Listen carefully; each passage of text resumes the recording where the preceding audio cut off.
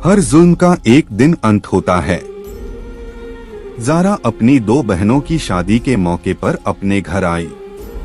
उसके चेहरे पर थकान और उदासी थी, मगर बहनों की खुशी देखकर उसने अपने दर्द को फिर से छुपा लिया। उसने सबके सामने यही कहा कि उसका पति अयाज कुछ काम में व्यस्त है, इसलिए शादी में शामिल नहीं हो पाया। शादियां धूमधाम से पूरी हुई। दोनों बहनें अपने नए घर चली गईं। ज़ारा की आंखों में आंसू थे, लेकिन दिल को सुकून भी था कि उसने अपनी खामोशी और सब्र से उनकी जिंदगी को बचा लिया। मगर खुशियों के इस माहौल में भी अयाज का साया उसका पीछा नहीं छोड़ रहा था। शादी के कुछ दिन बाद अयाज ने फोन किया। उसकी आवाज झर से भरी हुई थी। ज़ारा, अगर तू मेरे पास लौट कर आई तो तुझे जान से मार दूंगा। अब तेरे लिए मेरी जिंदगी में कोई जगह नहीं। ये सुनकर ज़ारा सन्न रह गई। उसके हाथ कांप गए। लेकिन उसी समय उसकी मां ने ये बातें सुन ली। ज़ारा की मां ने उसकी आंखों में छुपा हुआ दर्द देख लिया। उन्होंने उसे पास बिठाकर कहा, बेटी अब और मत सहो, हमें सब सच बता दो। उस दिन ज़ारा ने पहली बार अपनी मां को सब कुछ बता दिया। कैसे अयाज ने उस पर जुल्म ढाए, कैसे वह उसे रास्ते से हटाकर दूसरी शादी करना चाहता था, और कैसे उसने ज़ारा की जिंदगी को जहन्नुम बना दिया था। परिवार यह सब सुनकर सन्न रह गया। उनके दिल में गुस्सा भी था और अपनी बेटी के लिए दुख भी। उन्होंने तुरंत फैसला लिया, अब ज़ारा को अयाज के पास वापस नहीं भेजा जाएगा। गांव के बुजुर्गों और रिश्तेदारों की मदद से ज़ारा के मामू और घर वालों ने अयाज पर मुकदमा दर्ज कराया गया। मंसूर शेख को ये बात नागवार गुजरी, वह अपने बेटे की करतूत से ना वाकिफ थे। लेकिन अपनी इज्जत को कोर्ट में उछाला ना जाए, इसलिए मंसूर शेख ने आपसी समझौते से बात करने का फैसला लिया। आखिरकार ज़ारा को अयाज से तलाक मिल गया। ज़ारा की नई जिंदगी का वो दिन ज़ारा के लिए किसी नए सवेरा जैसा था। सालों तक उसने जो दर्द सहा, जो आंसू बहाए, अब वो सब पीछे छूटने लगे। वो टूटी हुई थी, लेकिन हार नहीं मानी थी। अब वह अपनी जिंदगी अपने तरीके से जी सकती थी। फहीम, जो दूर रहकर हर दुख देख रहा था, उसकी रूह में एक नई राहत आई। अब उसे यकीन हो गया कि उसकी मोहब्बत, उसका सब्र और उसकी दुआएं बेकार नहीं गईं।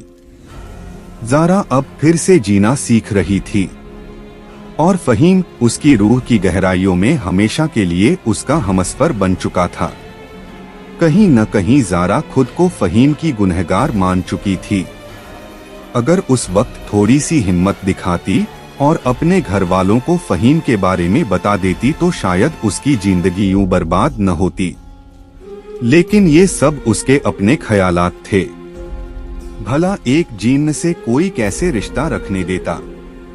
किस्मत थी या मजबूरी, ज़ारा ने अपना सब कुछ खो दिया था। उधर अयाज शेख तलाक के बाद आजाद हो गया था। उसकी खुदगर्जी के आगे मासूम ज़ारा उसके लिए कुछ भी नहीं थी। मंसूर शेख इस तलाक के बाद अंदर से टूट गए थे। जहां भी जाते लोग उनसे कड़वी बातें बोलते, एक गरीब और बेसहारा मासूम की जिंदगी बर्बाद कर दी, ये ताने सुनने पड़ते।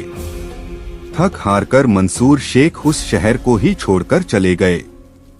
इधर अयाज ने वहीदा से निकाह कर लिया और बड़े ही गुमान से जीने लगा था। अयाज से अलग होकर ज़ारा ने राहत तो पा ली थी, लेकिन राहत और सुकून में बहुत फर्क होता है। अब उसकी जिंदगी पर तलाकशुदा होने का ठप्पा लग गया था।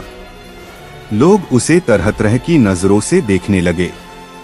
कोई उसे मनहूस कहता, इतने बड़े घर जाकर ठुकराई गई कहता, कोई उस पर तरस खाकर झूठा सुकून देता। हर नजर, हर बात उसके दिल में तीर की तरह चुभती।